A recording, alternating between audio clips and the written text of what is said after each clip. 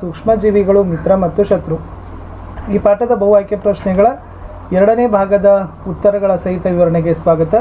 ಮೊದಲ ಭಾಗದ ವಿಡಿಯೋಗಳನ್ನು ತಪ್ಪದೇ ನೋಡಿ. NMMS ಪರೀಕ್ಷೆಗಾಗಿ ನಾವು ಸಮಾಜ ವಿಜ್ಞಾನ ಮತ್ತು ವಿಜ್ಞಾನದಲ್ಲಿ ಎಲ್ಲ ವಿಷಯಗಳ ನೋಟ್ಸ್ಗಳನ್ನು, ಕ್ವಶನ್ ಆನ್ಸರ್ಸ್ಗಳನ್ನು ಹಾಕ್ತಾ ಇದ್ದೀವಿ. ಹಿಂದಿನ ವಿಡಿಯೋ ನೋಡದೇ ಇದ್ದರೆ ವಿಡಿಯೋದ ಡಿಸ್ಕ್ರಿಪ್ಷನ್ ಬಾಕ್ಸ್ನಲ್ಲಿ NMMS ಪರೀಕ್ಷೆ 2023-24 ಸಮಾಜ ವಿಜ್ಞಾನ ಮತ್ತು NMMS ಪರೀಕ್ಷೆ 2023-24 ವಿಜ್ಞಾನ ಅಂತಕ್ಕಂಥ ವಿಡಿಯೋಗಳನ್ನು ನೋಡಿ ಅಂತ ಹೇಳ್ತಾ, ಈ ಪಾಠದ ಸೂಕ್ಷ್ಮಜೀವಿಗಳು ಮಿತ್ರ ಮತ್ತು ಶತ್ರುದ ಎರಡನೇ ಭಾಗ ಹಾಗೂ ಇದು ಕಡೆಯ ವಿಡಿಯೋ ಈ ಪಾಠದ್ದು ಇತ್ತು. ಇಲ್ಲಿ ಹಾನಿಕಾರಕ ಸೂಕ್ಷ್ಮಜೀವಿಗಳು ಅಂತ ಬರ್ತದೆ. ಇಲ್ಲಿ ಯಾವ ಸೂಕ್ಷ್ಮಜೀವಿಗಳು ಬಹಳಷ್ಟು ರೀತಿಯಾಗಿರ್ತಕ್ಕಂಥ ಮನುಷ್ಯನಿಗೆ ಹಾನಿಯನ್ನು ಉಂಟು ಮಾಡ್ತವೆ. ಆ ಸೂಕ್ಷ್ಮಜೀವಿಗಳು ಮನುಷ್ಯರ ಜೊತೆಗೆ ಸಸ್ಯ ಮತ್ತು ಪ್ರಾಣಿಗಳಲ್ಲಿ ಸಹಿತ ರೋಗವನ್ನು ಉಂಟು ಮಾಡ್ತವೆ. ಈ ರೋಗಗಳನ್ನು ಉಂಟು ಮಾಡ್ತಕ್ಕಂಥ ಸೂಕ್ಷ್ಮಜೀವಿಗಳಿಗೆ ರೋಗಕಾರಕ ಜೀವಿಗಳು ಅಂತ ಕರೀತವೆ. ಯಾವ ಜೀವಿಗಳಿಂದ ಮನುಷ್ಯ, ಸಸ್ಯ ಮತ್ತು ಪ್ರಾಣಿಗಳಿಗೆ ರೋಗ ಬರ್ತದಲ್ಲ, ಅವುಗಳಿಗೆ ರೋಗಕಾರಕ ಜೀವಿಗಳು ಅಂತ ಕರೀತಾರೆ. ಹಾಗಾದರೆ ಈ ಸೂಕ್ಷ್ಮಜೀವಿಗಳು ಆಹಾರ, ಬಟ್ಟೆ ಮತ್ತು ಚರ್ಮದ ವಸ್ತುಗಳನ್ನು ಏನು ಮಾಡ್ತಾವಪ್ಪ ಅಂದ್ರೆ ಹಾಳನ್ನು ಮಾಡ್ತಾವೆ. ಈ ಮಾನವರಲ್ಲಿ ಈ ರೋಗಕ್ಕೆ ಕಾರಣವಾಗ್ತಕ್ಕಂಥ ಸೂಕ್ಷ್ಮಜೀವಿಗಳು ನಾವು ಉಸಿರಾಡುವ ಗಾಳಿಯ ಮೂಲಕ, ಕುಡಿತಕ್ಕಂಥ ನೀರಿನ ಮೂಲಕ, ತಿನ್ನೋ ಆಹಾರದ ಮೂಲಕ ಈ ರೋಗಕಾರಕ ಜೀವಿಗಳು ನಮ್ಮ ದೇಹವನ್ನು ಪ್ರವೇಶವನ್ನು ಮಾಡ್ತವೆ. ಇನ್ನು ಈ ಸೋಂಕಿತ ವ್ಯಕ್ತಿಯ ನೇರ ಸಂಪರ್ಕದಿಂದ ಹಾಗೂ ಪ್ರಾಣಿಗಳ ಮೂಲಕವೂ ಕೂಡ ರೋಗಗಳು ಹರಡಿಕೊಳ್ತಕ್ಕಂಥ ಸಾಧ್ಯತೆ ಇರ್ತದೆ. ವ್ಯಕ್ತಿಯಿಂದ ಆರೋಗ್ಯವಂತ ವ್ಯಕ್ತಿಗೆ ಗಾಳಿ, ನೀರು, ಆಹಾರ ಅಥವಾ ದೈಹಿಕ ಸಂಪರ್ಕದ ಮೂಲಕ ಹರಡೋ ಸೂಕ್ಷ್ಮಜೀವಿ ಕಾಯಿಲೆಗಳಿಗೆ ಸಂಪರ್ಕದಿಂದ ಹರಡೋ ರೋಗಗಳು ಅಂತ ಕರೀತಾರೆ. ಇದು ಮೋಸ್ಟ್ ಇಂಪಾರ್ಟೆಂಟ್ ಇತ್ತು. ಅಂದರೆ ಯಾವ ರೋಗಗ್ರಸ್ತ ವ್ಯಕ್ತಿಯಿಂದ ಆರೋಗ್ಯವಂತ ವ್ಯಕ್ತಿಗೆ ಗಾಳಿ, ನೀರು, ಆಹಾರ ಮತ್ತು ದೈಹಿಕ ಸಂಪರ್ಕದ ಮೂಲಕ ಈ ರೋಗ ಹರಡ್ತಾವಲ್ಲ, ಆ ರೋಗಗಳಿಗೆ ಸಂಪರ್ಕದಿಂದ ಹರಡ್ತಕ್ಕಂಥ ಅಥವಾ ಸಾಂಕ್ರಾಮಿಕ ರೋಗಗಳು ಅಂತಲೂ ಕೂಡ ಕರೀತಾರೆ. ಬೆಸ್ಟ್ ಎಕ್ಸಾಂಪಲ್ ಅಂದರೆ ಕಾಲರಾ, ಸಾಮಾನ್ಯ ಶೀತ, ಸಿತಾಳೆ ಸಿಡುಬು ಮತ್ತು ಕ್ಷಯ ರೋಗ ಅಂತಕ್ಕಂಥದ್ದು ಉದಾಹರಣೆಗಳಿತ್ತು. ವೆರಿ ಇಂಪಾರ್ಟೆಂಟ್ ಇತ್ತು. ಇನ್ನು ಸಾಮಾನ್ಯವಾಗಿ ಶೀತದಿಂದ ಬಳತಕ್ಕಂಥ ಒಬ್ಬ ವ್ಯಕ್ತಿ ಸೀನಿದಾಗ ಸಾವಿರಾರು ವೈರಸ್ಗಳು ಏನಾಗ್ತಾವಪ್ಪ ಅಂದರೆ ಆ ಸೂಕ್ಷ್ಮ ಹನಿಗಳು ಗಾಳಿಯಲ್ಲಿ ಹರಡಿಕೊಳ್ತಾವೆ. ಈ ಉಸಿರಾಟದ ಮೂಲಕ ಈ ವೈರಸ್ಗಳು ಏನಾಗ್ತಾವಪ್ಪ ಅಂದ್ರೆ ಆರೋಗ್ಯವಂತ ದೇಹವನ್ನು ಪ್ರವೇಶವನ್ನು ಮಾಡಿ ಆತನ ದೇಹವನ್ನು ಸಹಿತ ಸೋಂಕನ್ನು ಉಂಟುವನ್ನು ಮಾಡ್ತವೆ. ಆ ಕಾರಣಕ್ಕಾಗಿ ಸೀನುವಾಗ ಮೂಗು ಮತ್ತು ಬಾಯಿ ಮೇಲೆ ಕರವಸ್ತ್ರವನ್ನು ಇಟ್ಟುಕೊಳ್ಳಬೇಕು ಮತ್ತು ಈ ಸೋಂಕಿತ ವ್ಯಕ್ತಿಗಳಿಂದ ಅಂತರಗಳನ್ನು ಕಾಯ್ದುಕೊಳ್ಳೋದು ಸೂಕ್ತ ಆಗ್ತದೆ. ಈ ರೋಗ ಉಂಟು ಮಾಡ್ತಕ್ಕಂಥ ಸೂಕ್ಷ್ಮಜೀವಿಗಳಿಗೆ ವಾಹಕ ಅಂತ ಕರೀತಾರೆ. ಅಂದರೆ ಈ ನೊಣನೂ ಕೂಡ ಒಂದು ವಾಹಕ ಅಂತ ಕರೀತಾರೆ. ಯಾಕಂದರೆ ನೊಣ ಅಂತಕ್ಕಂಥದ್ದು ಹೊಲಸು ಮತ್ತು ಪ್ರಾಣಿಗಳ ತ್ಯಾಜ್ಯದ ಮೇಲೆ ಕುಳಿತುಕೊಳ್ತದೆ. ಅನೇಕ ರೋಗಾಣುಗಳನ್ನು ದೇಹಕ್ಕೆ ಅಂಟಿಕೊಂಡು ರೋಗಗಳನ್ನು ಉಂಟು ಮಾಡ್ತವೆ. ಯಾವ ಜೀವಿಗಳಿಂದ ರೋಗ ಉಂಟಾಗ್ತಲ್ಲ ಅವುಗಳನ್ನು ವಾಹಕ ಅಂತ ಕರೀತಾರೆ ಅಂತಕ್ಕದ್ದನ್ನು ನೆನಪಿನ ಇಟ್ಕೊಂಡ್ರೆ ಸಾಕು. ಇದರಲ್ಲಿ ಇನ್ನು ಈ ತೆರೆದಿಟ್ಟ ಆಹಾರದ ಮೇಲೆ ನೊಣಗಳು ಕುಳಿತಾಗ ರೋಗಕಾರಕ ಜೀವಿಗಳು ಏನಾಗ್ತಾವಪ್ಪ ಅಂದ್ರೆ ವರ್ಗಾವಣೆಯನ್ನು ಮಾಡ್ತಾವೆ. ಈ ಕಲುಷಿತ ಆಹಾರವನ್ನು ಯಾರಾದರೂ ತಿಂದರೆ ಅವರು ಕಾಯಿಲೆ ಬೀಳ್ತಕ್ಕಂಥ ಸಂಭವ ಇರ್ತದೆ. ಆ ಕಾರಣಕ್ಕಾಗಿ ಆಹಾರವನ್ನು ಯಾವಾಗಲೂ ಮುಚ್ಚಿಡಬೇಕಾಗಿತ್ತು ಸೂಕ್ತ. ತೆರೆದಿಟ್ಟ ಆಹಾರ ಪದಾರ್ಥಗಳ ಸೇವನೆಯಿಂದ ನಾವು ದೂರ ಇರಬೇಕು. ಇಲ್ಲಿ ಮಲೇರಿಯಾ ರೋಗವನ್ನು ಉಂಟು ಮಾಡ್ತಕ್ಕಂಥ ಪರೋಪಜೀವಿ ಪ್ಲಾಸ್ಮೋಡಿಯಮ್ ಇದಂತಕ್ಕಂಥದ್ದು ಅನಾಫಿಲಿಸ್ ಅಂತಕ್ಕಂಥ ಹೆಣ್ಣು ಸೊಳ್ಳೆಯ ವಾಹಕಗಳಿಗೆ ಇನ್ನೊಂದು ಉದಾಹರಣೆಯಾಗಿದೆ ಅಂತ ಕೇಳ್ತೀವಿ. ಈಡಿಸ್ ಸೊಳ್ಳೆ ಡೆಂಗು ವೈರಸ್ನ ವಾಹಕವಾಗಿದೆ. ನೆನಪಿಟ್ಕೋಬೇಕು, ಮಲೇರಿಯಾ ರೋಗ ಉಂಟಾಗ್ತಕ್ಕಂಥದ್ದು ಪ್ಲಾಸ್ಮೋಡಿಯಮ್ದಿಂದ, ಆಮೇಲೆ ಡೆಂಗ್ಯೂ ರೋಗ ಉಂಟಾಗ್ತಕ್ಕಂಥದ್ದು ಈಡಿಸ್ ಅಂತಕ್ಕಂಥ ಸೊಳ್ಳೆಯಿಂದ. ಎಲ್ಲ ಸೊಳ್ಳೆಗಳು ನಿಂತ ನೀರಿನ ಮೇಲೆ ಸಂತಾನೋತ್ಪತ್ತಿಯನ್ನು ನಡೆಸ್ತವೆ.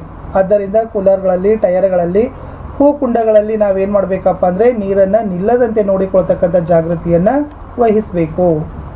ಇಲ್ಲಿ ಕೆಲವೊಂದಿಷ್ಟು ರೋಗ ಬರ್ತದೆ. ರೋಗ ಉಂಟು ಮಾಡ್ತಕ್ಕಂಥ ಸೂಕ್ಷ್ಮಜೀವಿ, ರೋಗ ಹರಡುವ ಮಾರ್ಗ, ರೋಗದ ಲಕ್ಷಣಗಳು ವೆರಿ ಮೋಸ್ಟ್ ಇಂಪಾರ್ಟೆಂಟ್ ಅದ. ನಿಮ್ಮ ಟೆಕ್ಸ್ಟ್ ಬುಕ್ಕಲ್ಲಿ 2.1ನಲ್ಲಿನೂ ಕೂಡ ಇದೆ. ಈ ಕ್ಷಯ ರೋಗ ಬ್ಯಾಕ್ಟೀರಿಯಾದಿಂದ ಬರ್ತದೆ. ಇದು ಗಾಳಿ ಸಂಪರ್ಕ ಮಾಧ್ಯಮ ಆಗ್ತದೆ. ಅದರ ಒಂದು ಲಕ್ಷಣಗಳು ನಿಯಂತ್ರಣ ಮಾಡಬೇಕಾದ್ರೆ ನಾವೇನು ಮಾಡಬೇಕು, ರೋಗಿಯನ್ನು ಪ್ರತ್ಯೇಕವಾಗಿಡಬೇಕು, ರೋಗಿಗೆ ಸೇರಿದ ವಸ್ತುಗಳಿಂದ ದೂರ ಇರಬೇಕು, ಲಸಿಕೆಗಳನ್ನು ಕೊಡಬೇಕು. ಅದೇ ಥರ ದಡಾರ್ ವೈರಸ್ನಿಂದ ಬರ್ತದೆ ಗಾಳಿ ಮೂಲಕ, ಸಿತಾಳೆ ಸಿಡುಬು ವೈರಸ್ನಿಂದ ಬರ್ತದೆ ಗಾಳಿ ಅಥವಾ ಸಂಪರ್ಕದ ಮೂಲಕ, ಪೋಲಿಯೋ ರೋಗನೂ ಕೂಡ ವೈರಸ್ನಿಂದ ಬರ್ತದೆ ಗಾಳಿ ಅಥವಾ ನೀರಿನ ಮೂಲಕ. ಇನ್ನು ಕಲರಾ ರೋಗ ಬರೋದು ಬ್ಯಾಕ್ಟೀರಿಯಾ ಮೂಲಕ, ಅದು ನೀರು ಮತ್ತು ಆಹಾರ ಸೇವನೆ. ವಿಷಮ ಶೀತ ಜ್ವರ ಬರೋದು ಬ್ಯಾಕ್ಟೀರಿಯಾ ಇದ್ದ, ಅದು ನೀರಿನ ಮೂಲಕ. ಇನ್ನು ಹೆಪಟೈಟಿಸ್ ಎ ವೈರಸ್ನಿಂದ ಬರ್ತದೆ, ಅದು ಕೂಡ ನೀರಿನ ಮೂಲಕ. ಮಲೇರಿಯಾ ಪ್ರೋಟೋಸೋವಾಗಳನ್ನು ಬರ್ತದೆ, ಅದು ಕೂಡ ಸೊಳ್ಳೆಯ ಮೂಲಕ. ಇಲ್ಲಿ ರೋಗ ನಿಯಂತ್ರಣ ಕ್ರಮಗಳನ್ನು ನೋಡ್ಕೊಡ್ರಿ. ಯಾಕಂದ್ರೆ ಒಂದಂತೂ ಕೂಡ ನಿಮ್ಗೆ ಏನು ಮಾಡ್ತಾರಪ್ಪ ಅಂದ್ರೆ ಯಾವುದಾದ್ರೂ ಒಂದು ರೋಗ ಯಾವ ಸೂಕ್ಷ್ಮಾಣುಜೀವಿಗಳ ಮೂಲಕ ಬರ್ತದೆ, ರೋಗ ಹರಡೋ ಮಾರ್ಗ ಏನು, ನಿಯಂತ್ರಣ ಕ್ರಮದ ಬಗ್ಗೆ ನಿಮಗೆ ಕ್ವಶನ್ಸ್ ಖಂಡಿತವಾಗಿ ಬರ್ತದೆ. ಇನ್ನು ನಮ್ಮ ಸುತ್ತಮುತ್ತಲಿರ್ತಕ್ಕಂಥ ಪ್ರದೇಶವನ್ನು ಸ್ವಚ್ಛ ಮತ್ತು ಶುಷ್ಕವಾಗಿ ಇಟ್ಟುಕೊಳ್ಳಬೇಕು. ಅಂದರೆ ಸೊಳ್ಳೆಗಳು ಸಂತಾನೋತ್ಪತ್ತಿ ನಡೆಸದಂತೆ ನಾವೇನು ಮಾಡಬೇಕಪ್ಪ ಅಂದರೆ ತಡೆಗಟ್ಟಬೇಕು. ಮಾನವರಲ್ಲಿ ರೋಗಗಳನ್ನು ಹಲವಾರು ಸೂಕ್ಷ್ಮ ಜೀವಿಗಳು ಮತ್ತು ಸಸ್ಯಗಳಲ್ಲಿ ಉಂಟು ಮಾಡ್ತವೆ. ಸೊ ಇತರೆ ಪ್ರಾಣಿಗಳಲ್ಲಿ ಸಹಿತ ರೋಗಗಳು ಉಂಟು ಮಾಡ್ತವೆ. ಸೊ ಉದಾಹರಣೆಗೆ ಅಂಥ್ರಾಕ್ಸ್ ಅಂತಕ್ಕಂಥದ್ದು ಒಂದು ಬರ್ತದೆ. ಈ ಅಂಥ್ರಾಕ್ಸ್ ಅಂತಕ್ಕಂಥದ್ದು ಬ್ಯಾಕ್ಟೀರಿಯಾ ಮಾನವ ಮತ್ತು ಜಾನುವಾರುಗಳಿಗೆ ಒಂದು ಭಯಾನಕವಾಗಿರ್ತಕ್ಕಂಥ ರೋಗ. ಸೊ ಇದು ಜಾನುವಾರುಗಳಿಗೆ ತಗಲ್ತಕ್ಕಂಥ ಕಾಲು ಮತ್ತು ಬಾಯಿ ರೋಗ ಏನಾಗ್ತದಪ್ಪ ಅಂದರೆ ಇದೇ ವೈರಸ್ನಿಂದ ಉಂಟು ಮಾಡ್ತದೆ. ಸೊ ನೆನಪಿನಲ್ಲಿ ಇಟ್ಕೊಳ್ತಕ್ಕಂಥದ್ದು, ರಾಬರ್ಟ್ ಕೋಚ್ ಇವರು ಅಂಥ್ರಾಕ್ಸ್ ರೋಗವನ್ನು ಉಂಟು ಮಾಡ್ತಕ್ಕಂಥ ಬೆಸಿಲಸ್ ಅಂಥ್ರಾಸಿಸ್ ಅಂತಕ್ಕಂಥ ಬ್ಯಾಕ್ಟೀರಿಯಾವನ್ನು ಕಂಡುಹಿಡಿದ್ರು. ಯಾರು? Robert coach. ನೆಕ್ಸ್ಟ್, ಹಲವಾರು ಸೂಕ್ಷ್ಮಜೀವಿಗಳು ಗೋಧಿ, ಭತ್ತ, ಆಲೂಗಡ್ಡೆ, ಕಬ್ಬು, ಕಿತ್ತಳೆ, ಸೇಬು ಮತ್ತು ಇತರೆ ಸಸ್ಯಗಳಲ್ಲಿ ರೋಗಗಳನ್ನು ಉಂಟು ಮಾಡ್ತವೆ. ಈ ರೋಗಗಳು ಬೆಳೆಗಳ ಇಳುವರಿಯನ್ನು ಕುಂಠಿತ ಮಾಡ್ತವೆ. ಈ ಸೂಕ್ಷ್ಮಾಣುಗಳನ್ನು ಕೊಲ್ತಕ್ಕಂಥ ನಿರ್ದಿಷ್ಟ ರಾಸಾಯನಿಕಗಳನ್ನು ಬಳಸಿ ಈ ರೋಗಗಳನ್ನು ನಿಯಂತ್ರಣವನ್ನು ಮಾಡ್ತೀವಿ. ಹಾಗಾದರೆ ಸಸ್ಯಗಳಿಗೆ ಬರ್ತಕ್ಕಂಥ ರೋಗಗಳು ಯಾವಪ್ಪ ಅಂದ್ರೆ ಸಿಟ್ರಸ್ ಕ್ಯಾಕರ್ ಅಂತ ಬರ್ತದೆ, ಬ್ಯಾಕ್ಟೀರಿಯಾ ಮೂಲಕ ಬರ್ತದೆ. ರೋಗ ಹರಡೋ ಮಾರ್ಗ ಗಾಳಿ. ಗೋಧಿಗೆ ತುಕ್ಕು ರೋಗ, ಇದು ಶಿಲೀಂಧ್ರಗಳ ಮೂಲಕ ಬರ್ತದೆ, ಗಾಳಿ ಮತ್ತು ಬೀಜಗಳ ಮೂಲಕ.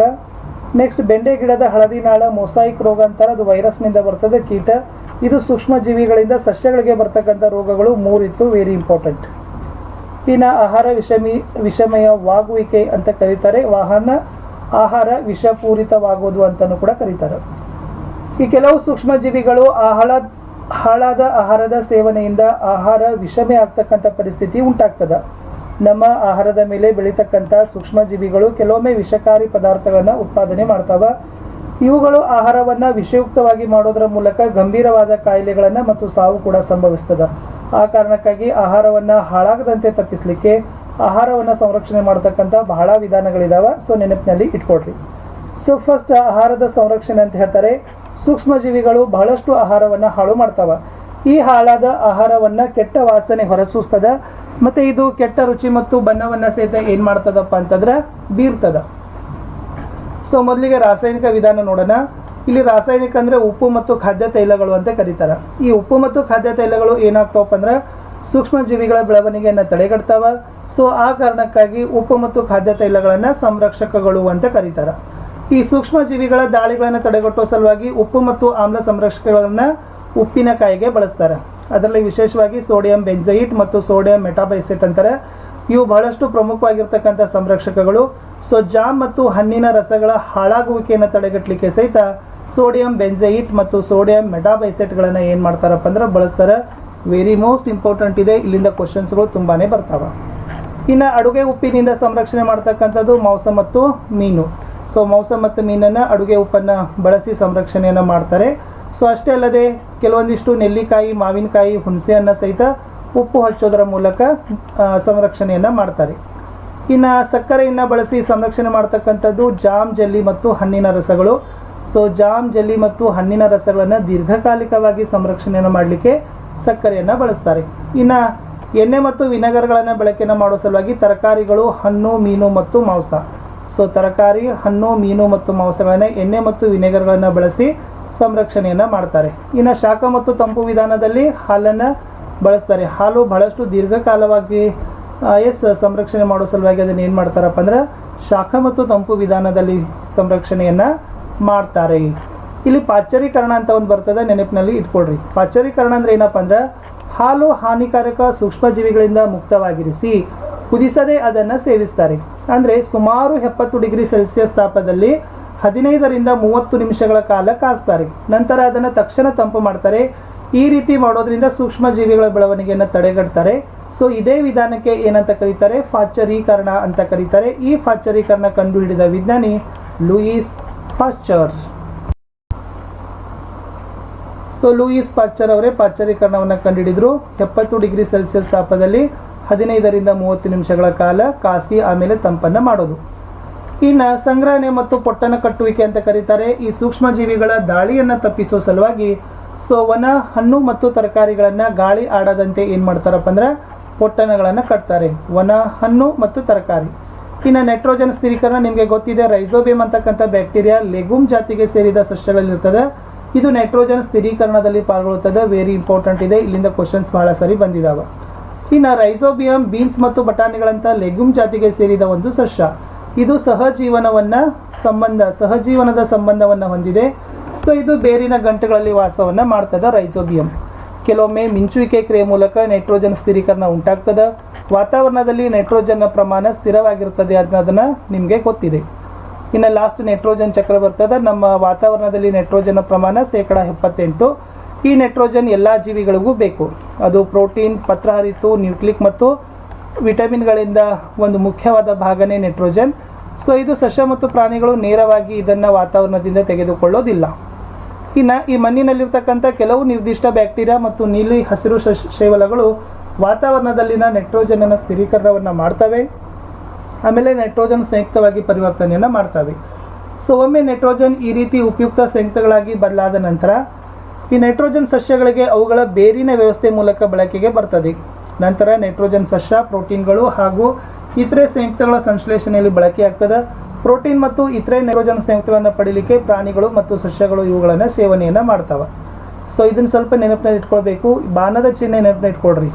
ಇಲ್ಲಿ ಮಣ್ಣಿನಲ್ಲಿರುವ ನೈಟ್ರೋಜನ್ ಸಂಯುಕ್ತಗಳು, ಬ್ಯಾಕ್ಟೀರಿಯಾ ನೈಟ್ರೋಜನ್ ಸಂಯುಕ್ತಗಳು ಮತ್ತು ನೈಟ್ರೋಜನ್ ಅನಿಲವಾಗಿ ಪರಿವರ್ತನೆಯಾಗಿ ವಾತಾವರಣದ ನೈಟ್ರೋಜನ್ ಸೇರ್ತವೆ. ಸೊ ಮುಂದೆ ಎಸ್ ವಿಸರ್ಜನೆ ಮತ್ತು ಸಾವಿನಿಂದ ಉಂಟಾದ ನೈಟ್ರೋಜನ್ ಯುಕ್ತ ತ್ಯಾಜ್ಯ ವಸ್ತುಗಳು. ಸೊ ಇದನ್ನು ಮತ್ತೆ ಸಂಯುಕ್ತಗಳಿಗಿರ್ತದೆ. ಸೊ ಇಲ್ಲಿಂದ ಸಸ್ಯಗಳಿಂದ ಹೀರಿಕೆ ಆಗ್ತದೆ ಮತ್ತು ಪ್ರಾಣಿಗಳಿಂದ ಸಸ್ಯಗಳಿಂದ ಭಕ್ಷಣೆಯನ್ನು ಆಗ್ತದೆ. ಸೊ ನೆಕ್ಸ್ಟ್ ವಾತಾವರಣದಲ್ಲಿ ನೈಟ್ರೋಜನ್ ಮತ್ತೆ ಮಿಂಚಿನಿಂದ ನೈಟ್ರೋಜನ್ ಸ್ಥಿರೀಕರಣ ಆಗಿ ಮತ್ತೆ ಮಣ್ಣನ್ನು ಏನು ಮಾಡ್ತದಪ್ಪ ಅಂದ್ರೆ ಸೇರ್ತದೆ. ನೆಕ್ಸ್ಟ್ ವಾತಾವರಣದಲ್ಲಿ ನೈಟ್ರೋಜನ್ ಸ್ಥಿರೀಕರಣ ಮೂಲಕ ಬ್ಯಾಕ್ಟೀರಿಯಾ ಕಡೆಗೆ ಹೋಗ್ತದೆ. ಅಲ್ಲಿಂದ ಮತ್ತೆ ಬ್ಯಾಕ್ಟೀರಿಯಾ ನೈಟ್ರೋಜನ್ ಸಂಯುಕ್ತವಾಗಿ ಪರಿವರ್ತನೆ ಮಾಡಿ ಮತ್ತೆ ಮಣ್ಣನ್ನು ಸೇವಿಸ್ತದೆ. ಸೊ ಟೋಟಲಿ ಇಲ್ಲಿ ಬಾಣದ ಚಿಹ್ನೆಗಳ ಏನಿದೆಯಲ್ಲ ಅದು ನೆನಪಿನಲ್ಲಿ ಇಟ್ಕೊಳ್ಬೇಕು. ಅಂದರೆ ಯಾವುದರ ಮೂಲಕ ಏನನ್ನು ಅದು ಮಾಡ್ತದೆ ಅನ್ನೋದು ನಿಮಗೆ ಎಕ್ಸಾಮಲ್ಲಿ ಏನು ಮಾಡ್ತಾರಪ್ಪ ಅಂದರೆ ಕೇಳ್ತಾರೆ. ಇದು ನೈಟ್ರೋಜನ್ ಚಕ್ರ ಇತ್ತು. ಸೊ ಇಷ್ಟಿತ್ತು ಸೂಕ್ಷ್ಮಜೀವಿಗಳ ಮಿತ್ರ ಮತ್ತು ಶತ್ರು ಅಂತಕ್ಕಂಥ ಪಾಠದ ಸೆಕೆಂಡ್ ಪಾರ್ಟಲ್ಲಿ ವಿಡಿಯೋದಲ್ಲಿ.